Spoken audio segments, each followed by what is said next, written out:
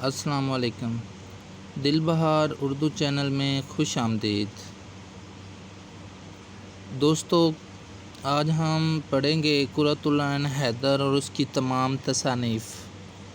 قرۃ العین حیدر 20 جنوری 1927 کو پیدا ہوئی۔ آپ 21 اگست 2007 کو وفات ہوئی 80 سال کی عمر میں۔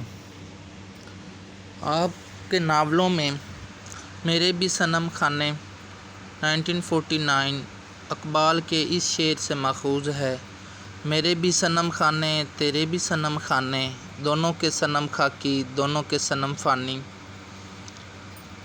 دوسرا ناول سفینہ غم دل ہے، فیض کے اس شعر سے ماخوذ: کہیں تو ہوگا شب سست موج کا ساحل، کہیں تو جا کے رکے گا سفینہ غم دل۔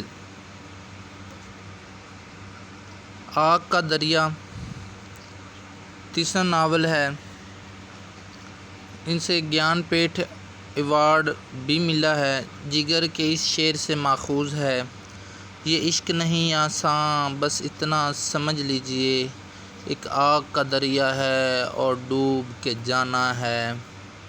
101 ابواب ہیں اس کے۔ دی ریور آف فائر کے نام سے انگریزی میں بھی اس کا ترجمہ ہو چکا ہے۔ آخر شب کے ہم سفر 1979 میں یہ لکھا گیا، فیض کے اس شعر سے ماخوذ ہے: آخر شب کے ہم سفر، فیض نہ جانے کیا ہوئے، رہ گئی کس جگہ صبا، صبح کدھر نکل گئی۔ پانچواں ناول کار جہاں دراز ہے، یہ ان کا سوانحی ناول بھی ہے۔ 1977 میں اسے لکھا گیا، اقبال کے شعر سے ماخوذ ہے: باغ بہشت سے مجھے حکم سفر دیا تھا کیوں، باغ بہشت سے مجھے حکم سفر دیا تھا کیوں، کار جہاں دراز ہے اب میرا انتظار کر۔ شاہراہ حریر کے نام سے 1979 دوسری دفعہ 2001 میں بھی ایک شائع ہوا۔ گردش رنگ چمن چھٹا ناول ہے، غالب کے اس شعر سے ماخوذ: عمر میری ہو گئی صرف بہار حسن، عمر میری ہو گئی صرف بہار حسن، گردش رنگ چمن ہے ماہ و سال عندلیب۔ چاندنی بیگم ساتواں ناول ہے، 1989 میں شائع ہوا۔ زمانی ترتیب، اگر زمانی ترتیب سے دیکھیں، میرے سفینے میں آگ ہم سفر نے لگائی تو کار جہاں گردش میں آ گیا بیگم۔ اگر یہ لائن یاد کر لیں تو پورے قرۃ العین حیدر کے 7 ناول آپ یاد کر سکتے ہیں۔ میرے سفینے میں یعنی کہ میرے صنم خانے، میرے سے میرے صنم خانے، سفینے سے سفینہ غم دل، آگ سے آگ کا دریا، ہم سفر سے آخر شب کے ہم سفر، کار جہاں سے کار جہاں دراز ہے، گردش میں آ گیا گردش رنگ چمن، اور بیگم چاندنی بیگم۔ اس طرح آپ اس کے 7 ناول یاد کر سکتے ہیں۔ قرۃ العین حیدر نے ناولٹ بھی لکھے: دی ٹی گارڈن آف سیتا ہرن 1960، چائے کا باغ 1964، دلربا 1972، اگلے جنم موئے بٹیاں نہ کیجیو 1976، housing society, a woman of life کے نام سے بھی لکھا۔ افسانوی مجموعوں میں ستاروں سے آگے، اس میں 14 افسانے ہیں۔ 1946 میں لکھا۔ ٹوٹتے تارے 1977، شیشے کے گھر 1954، 12 افسانے ہیں۔ پتجھڑ کی آواز 1967 8 افسانے ہیں۔ The sound of falling leaves English میں اس نام سے۔ فصل گل آئی یا اجل آئی 1968 8 افسانے۔ روشنی کی رفتار 1982 18 افسانے۔ جگنوؤں کی دنیا 1990 8 افسانے۔ یاد کی ایک دنک جلے 12 افسانے۔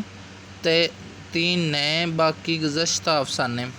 قرۃ العین حیدر جہاں ناول نگار افسانہ نگار کے روپ میں ہمارے سامنے نظر آتی ہے، وہاں قرۃ العین نے تراجم نگاری میں بھی اپنا سکہ جمایا اور مختلف انگریزی ناولوں افسانہ نگاروں کی تصانیف کے تراجم کیے، جن میں ہنری جیمز، واسل بائیکوف، چنگیز ایتمادوف، میخائیل شولوف، ٹی ایس ایلیٹ، ٹروین کابوٹ، یودقیہ وغیرہ۔